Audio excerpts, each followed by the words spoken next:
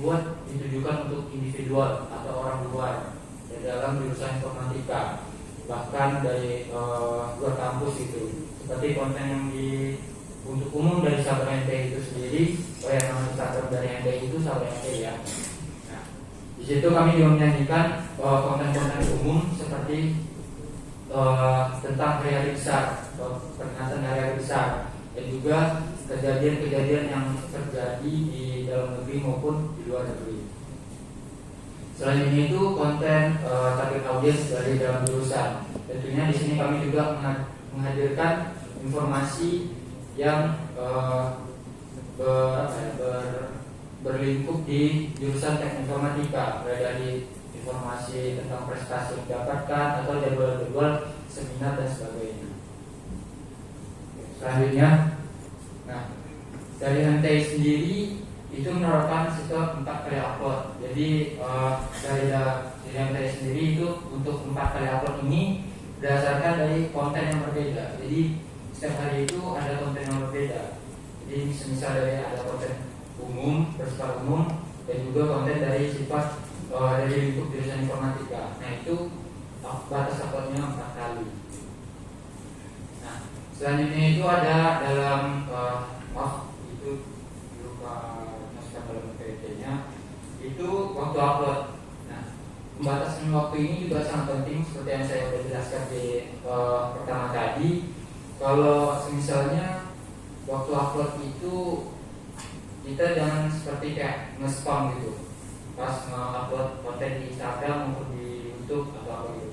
Nah sebisa mungkin kita mengupload itu harus dikasih rentang waktu, misalnya jam 7 pagi upload. Nah diberi rentang waktu sekitar 1 jam atau 2 jam. Nah jadi biar konten yang kita upload pertama itu dibaca dulu, jadi nggak ketimpa sama konten lain gitu. Nah dan juga waktu upload itu termasuk di malam hari ya. Jadi jangan kayak kalau dari MTI sendiri menerapkan jam 10 malam itu tidak ada penguploadan konten lagi, baik itu di Instagram maupun di YouTube. Jadi kalau misalnya searjen mungkin dari MTI bakal upload. Jadi kayak dalam kata lain kalau informasinya urgent gitu pasti bakal diupload gitu, walaupun sudah lewat jam 10. Selanjutnya itu ke slide selanjutnya. Oke. Yang kedua itu ada teknis. Dalam kita menjalankan media sosial, tentunya kita juga harus memiliki teknis cara kerja yang bakal kita lakukan dalam pemilihan konten atau pengeksekusian dalam mengerjakan konten tersebut. Slide selanjutnya. Oke. Dari di sini ada 4 teknis dari MTI dijalankan. Yang pertama itu jenis konten. Jadi kita harus menentukan konten apa yang bakal dimasukkan kita share dalam Instagram maupun di YouTube. Nah, baik itu informasi dari detail-detail informasinya. Informasi ini apakah informasi ini kejadian itu fakta atau hoax atau apa itu. Nah itu bakal diselidiki atau diproses itu. Nah yang kedua itu ada pembagian tim. Nah di sini kita tidak mengandalkan satu orang atau bagaimana. Nah itu di sini berkelompok itu.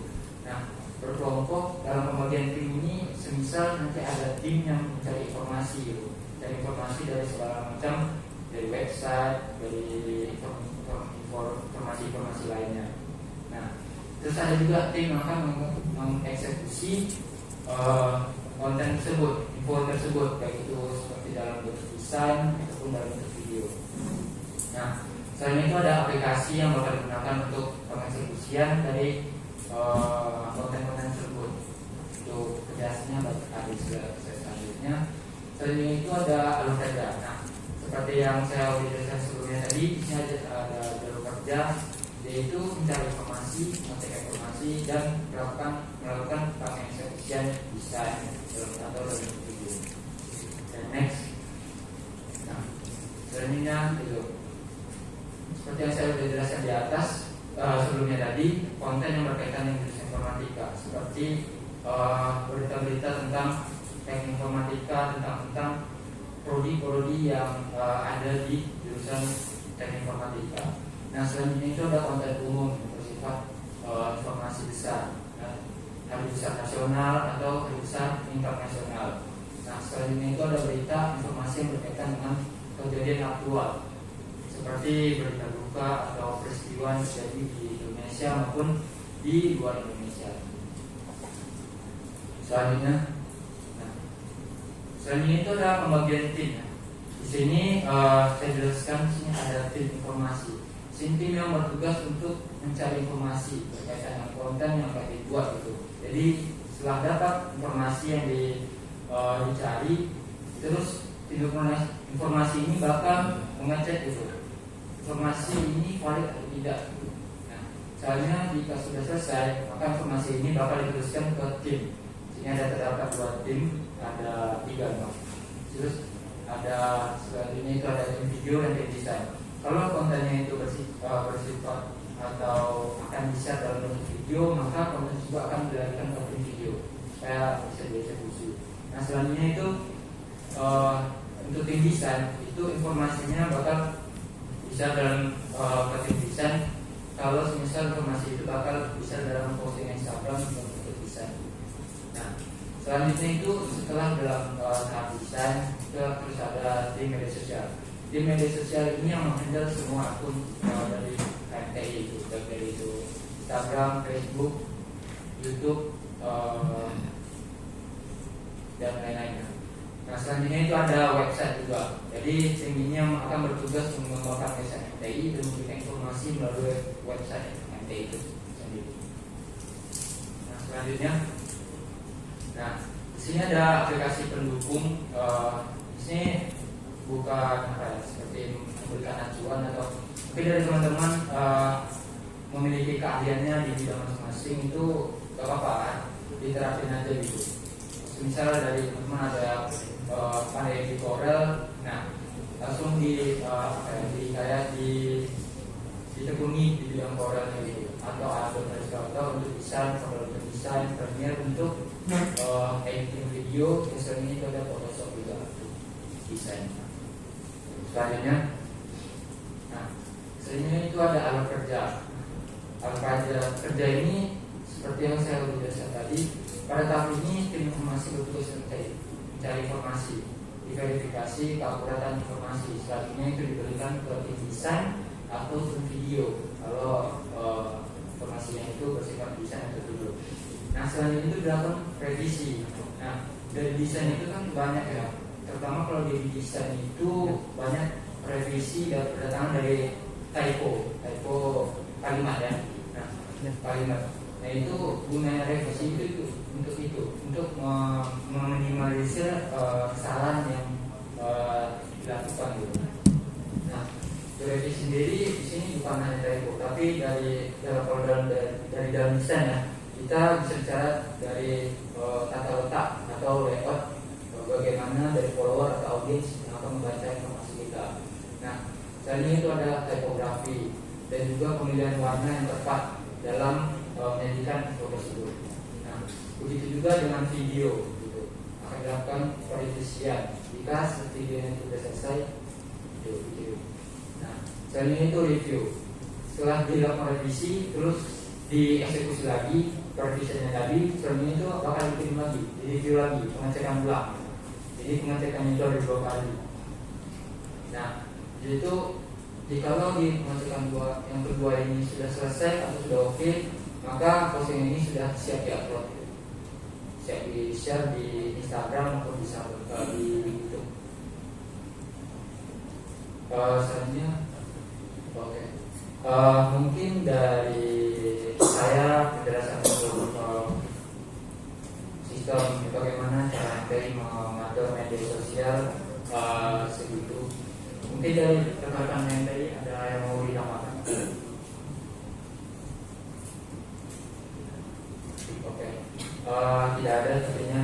Jadi saya harap dari teman-teman mendapatkan hikmah yang dari saya jelaskan tadi, penjelasan saya tadi. Jadi saya akhiri. Wassalamualaikum warahmatullahi wabarakatuh. Waalaikumsalam warahmatullahi wabarakatuh. Baik, dikatakan tangan untuk saudara pengamat dari Informatika Informatika. Terima kasih, bagus sekali pemaparannya. Semoga apa yang disampaikan bisa kita ambil ya ilmu-ilmunya untuk rekan-rekan sekalian. Baik, selanjutnya sebelum memasuki teman-teman kita dari Ormawa Poli Batam, saya ingatkan tadi dulu saya sampaikan bahwa kita kasih durasi untuk pemaparan sekitar 3-7 menit. Nah, kebetulan tadi saya hitung teman-teman dari KMTI pas 7 menit. Jadi untuk teman-teman yang lain boleh durasinya 3-7 menit ya, karena kan kita banyak dan juga udah sore, biar teman-teman gak ngantuk juga dan ilmunya bisa masuk, kita bisa singkat, padat dan jelas. Dilanjutkan teman-teman kita dari kumpulan anak seni. Boleh waktu dipersilakan. Bismillahirrahmanirrahim. Assalamualaikum warahmatullahi wabarakatuh. Waalaikumsalam warahmatullahi wabarakatuh. Selamat sore teman-teman semuanya. Mungkin di sini saya nggak akan menjelaskan gimana sih cara kumpulan anak seni mengolah media sosial.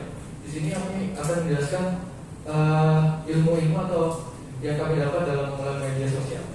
Nah, seperti yang kita ketahui, media sosial itu sangat populer di era digital, yang dimana selalu digunakan dalam bersosialisasi di dunia online digital seperti Facebook, Instagram, Twitter, LinkedIn, baik itu TikTok. Nah, jadi di sini gimana kita dalam mengolah media sosial yang baik dan benar, dan contoh aja dalam penggunaan Instagram. Di sini cara memperbanyak follower gimana sih? Nah, itu dengan cara kayak kita membuat konten yang berguna untuk masyarakat umum.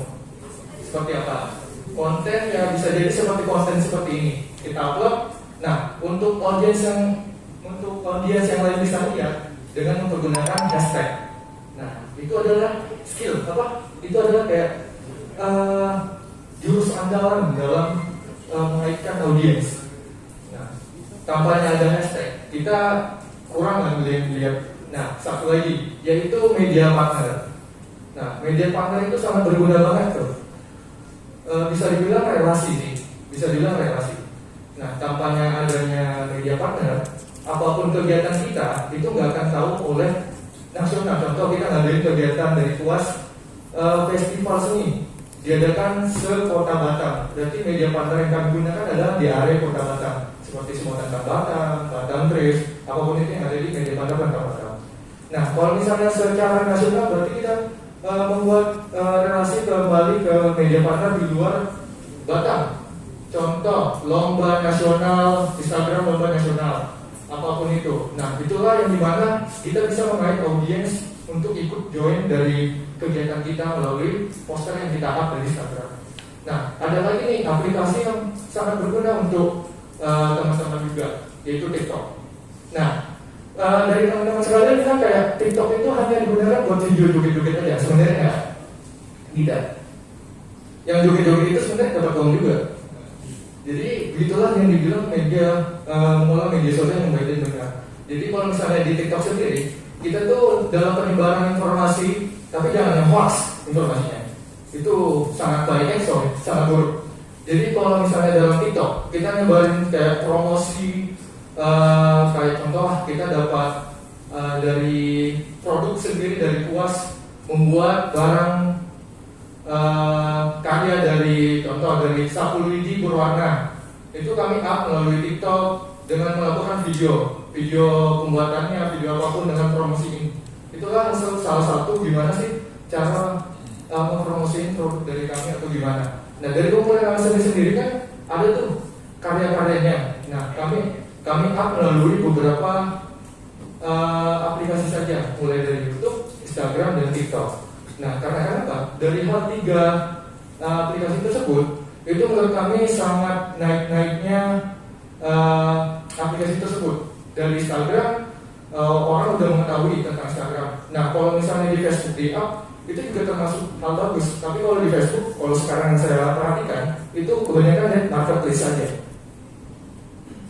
Nah, kalau di Facebook, kalau penyebaran informasi yang di Facebook saya masih kurang, agak-agak ragu. Karena kenapa? Terlalu banyak penyebaran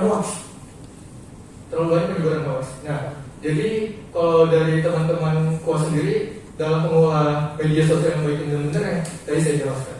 Gimana sih cara meng-hide audience? Gimana sih cara menyebarkan apa saja yang kami post, kami up untuk mengaitkan audiens yang ini.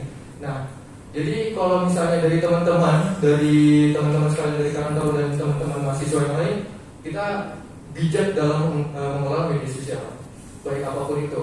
Sekarang media sosial juga bisa mendapatkan cuan dari media sosial apapun itu, Instagram, Facebook. Nah, jadi saya berharap untuk dalam pengelolaan media sosial ini teman-teman generasi muda itu bijaklah dalam menggunakan aplikasi.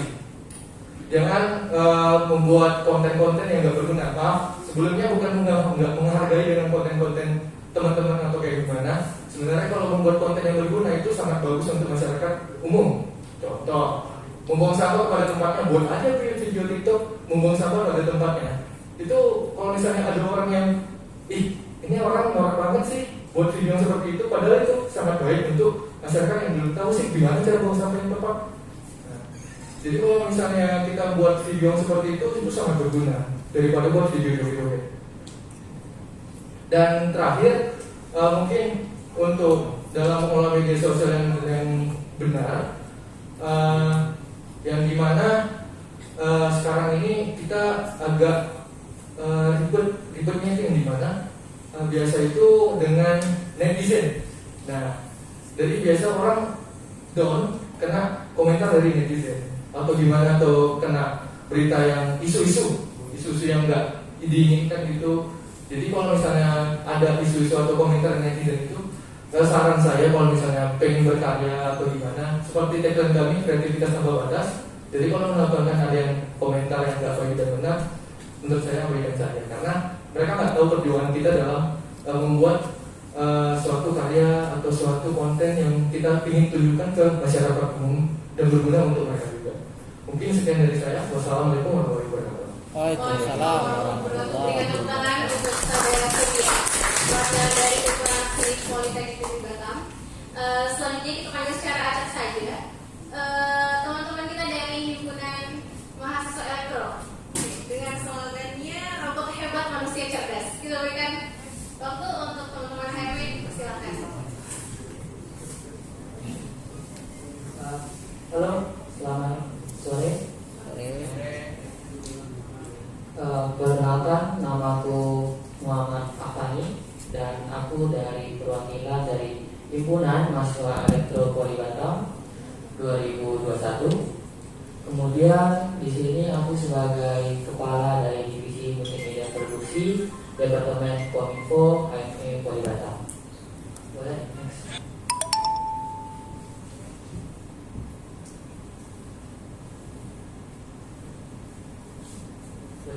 Berbicara soal strategi soal mengelola sosial media organisasi ya. Dari strategi HMI sendiri itu cukup simpel dan cukup sederhana. Kami hanya memerlukan dan kami memegang prinsip 3, disingkat ATM. Teman-teman, kalau sebelumnya belum tahu ATM itu apa? ATM itu adalah amati, tiru, dan modifikasi. Boleh next. Ini adalah orang-orang yang mengambil peran penting dari Departemen Kominfo, dan ini adalah strategiku